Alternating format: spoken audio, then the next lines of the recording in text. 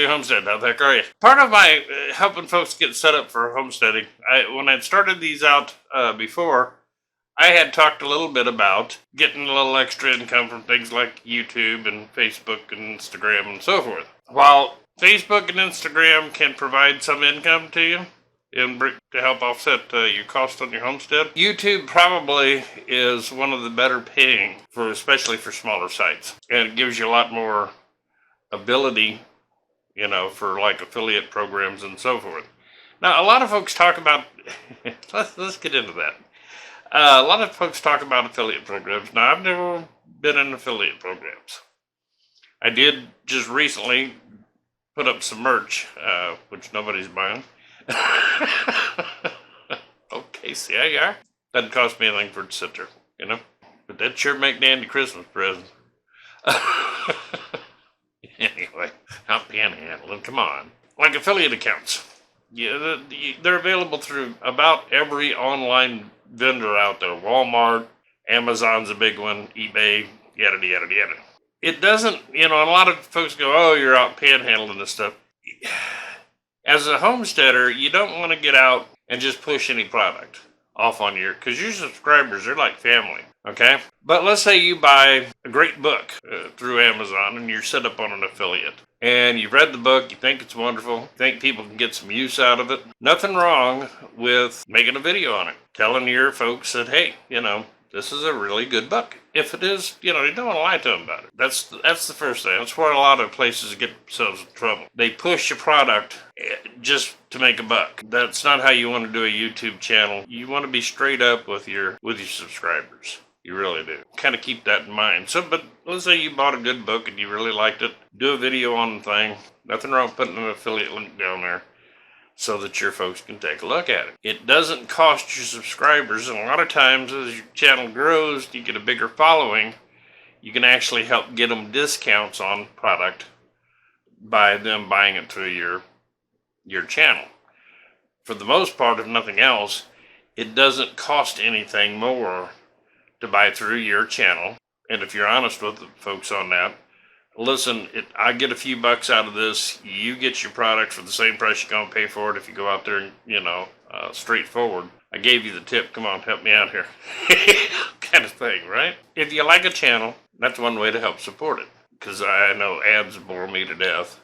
I always try, if I like a channel, I'll try to sit through their ads. Because you got to go through, I think, like 30 seconds of these ads before the channel gets paid anything other than a couple of pennies. If I like a channel, I'll sit through at least one. Plus, if you're interested in the video, it's like, come on, I want to get back to what he was saying. But affiliate links. A lot of people look at that as, oh, you're just, number one, you don't make a fortune off of affiliate links.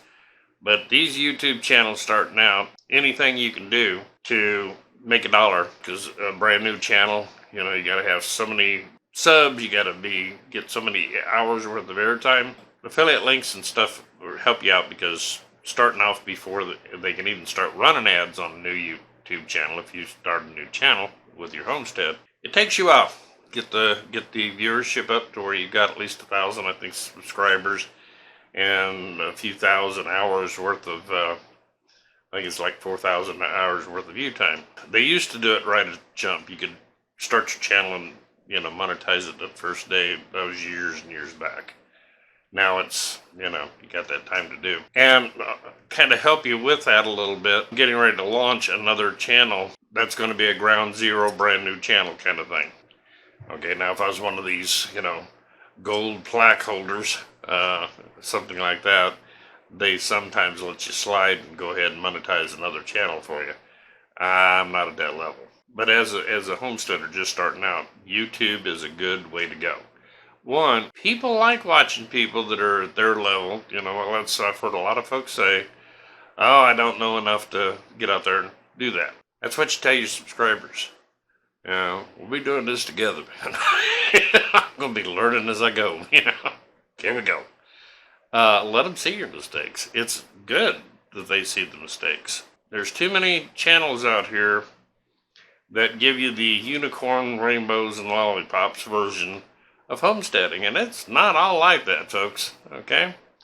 There's bad days, there's good days, there's days that just almost brings tears to your eyes. Part of the lifestyle. So don't be afraid, starting with a new YouTube channel, to let people see that. Don't try to play the expert. Hey, let's do this together kind of attitude. And it works out real good for you. And I'm sure you got some talents that some other people can learn from. If you've got good with crafts or you're good with woodworking or whatever. Utilize that. Use affiliate marketing to help you through getting a few extra bucks coming into your channel. YouTube takes a lot of time. It really does. Getting compensated a little bit for that time helps out. You're going to take time out of your day. If you're hoeing a row in your garden, normally you'd walk out there with your hoe and, knock it out. If you're running a channel, well, guess what? Now you got to set up a tripod and a camera and get your mic up and get all set up to where you can film you rowing that hoe. And then when you get done hoeing your garden, you pack up everything. Now you got to go back and edit that video of you hoeing that row. Okay, so if you can make $1 or $2 selling a book, or here I bought this hoe on Amazon for $5.99 or whatever, and you make 50 cents off of that deal, offset some of your extra labor that you've done getting set up and ready for it. Good way to go. Now, another thing, a lot of folks, and I'm probably going to do something on analytics. Your analytics, as a new YouTuber, you will sit and watch those things like a hawk. Just every day, go check, see what's happened, what's different. Don't. Seriously, don't. If you go through your analytics thoroughly once a week, once a month even, will keep you on track of, am I doing better? Am I doing worse? You can learn a lot from these things, okay? You can see where your viewership starts dropping off. You can see different things about, well, maybe I need to change the way I'm doing that on my videos. And don't ask me to change. I'm too old and too ugly, and it's just the way it's going to be, okay? That's it. You can adjust what you're doing, okay, until you find that sweet spot that your subscribers are become like friends and family. You'll have a lot of viewers that come in, come out, now and again they'll drop by just to see what you're up to. But your core subscribers, those are the ones that leave you the comments. Those are the ones who are, signed up as subscribers. Those people is who you're really catering to. Because having a good base of subscribers will make or break your channel. And it's also, they become friends, okay? Man, I'll tell you what, I've been through some issues over the past few years and had a lot of really great people that kind of put their arm around my neck and helped me through it. I was going to shut the whole channel down and just walk away. And the compassion and caring that the subscriber base showed toward me, it was like, man, that is, you just can't turn your back on that. There you go. You got to do that. They become friends. They really do. I've had some drop by the old farm back when I was on that, You'll meet people here on YouTube and things of this nature. So it's all important. Don't spend a lot of time worrying about your analytics, okay? All kind of fall in place. You can usually take care of looking at analytics, like I said, once a week, once a month. You want to try to get as consistent as possible with your videos. And that, trust me, I've been doing this for a long time and I'm still working on that. Because life gets in the way. You have a business to run and you got things to do. And it's hard to get videos turned out. Don't jump up and say, I'm going to do a video a day. Start off with maybe one a week or one every 2 weeks or whatever. Whatever you can fit into your schedule. And then as your channel grows and so forth, you can start applying more time. Time is money. So as your channel grows and your income off of your channel begins to go up, then you can afford to spend more time on it. And like I said, but analytics, I've seen a lot of people go crazy with them, where their faces in their analytics all the time. It really doesn't help. You need to look more long term. Take care of your subscribers, and they'll take care of you. Comments, terribly important. A couple of reasons for it. One, it puts you in communication with the people, your subscribers. Two, you're letting them know that they're important to you if you can get back to them faster. I'm working on that right now to where I'm going to try to start setting a certain spot every day aside to get them all taken care of.